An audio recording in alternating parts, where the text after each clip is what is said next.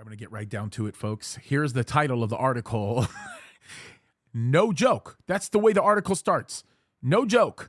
Russia assumes presidency of United Nations Secretary Council. Folks, that really is happening.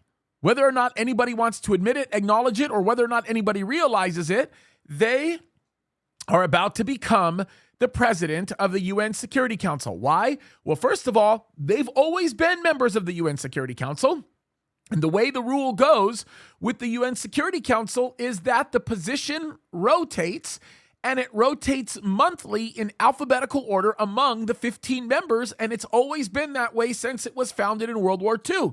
So interestingly enough, the last time Russia actually had the presidency, they invaded Ukraine in February of 2022. That is not a joke, folks. I'm not exaggerating. That is exactly what's going on. Let me read you a quote from this article. It says, Russian Ambassador Vasily Nebenzia told reporters there will be no change in the rules of the body, with Russia committed to maintaining international peace, security, and prosperity for all. He goes on to say that Russia has been an honest broker during past council presidencies, a role which we value and cherish, and we are always trying to maintain it.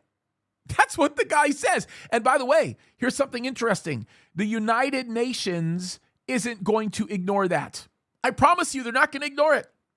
They are going to give way to allow Russia to do what Russia is scheduled to do.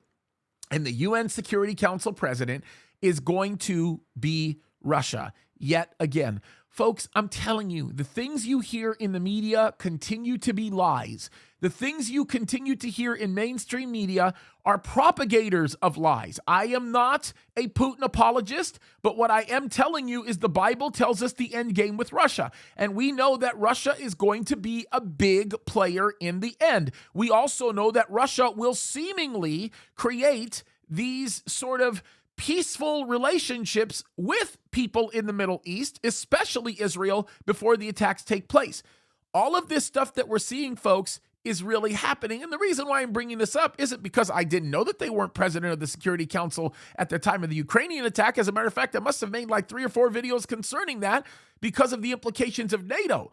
But I'm bringing it out to just simply telling you things are not what the media tells you they are. And it's amazing when you stop for a second to consider it. If Russia was the terrible, evil people that they are, which quite frankly, all of this has to be nuanced, there's a much bigger story involved here, then why aren't they kicked off of the Security Council? Folks, there's a lot of questions to be asked here, but understand this. The United States has no business getting involved in the Ukraine situation because it's a losing cause. And not just because it's a losing cause, because it's wrong. And it's wrong for a lot of reasons. You don't add one wrong to another to make it all right. Finally, just understand this. We know where it's all going. We know what Ezekiel 38 tells us about what's going to happen. So why aren't we focused on those things? That's what's important, folks. There it is.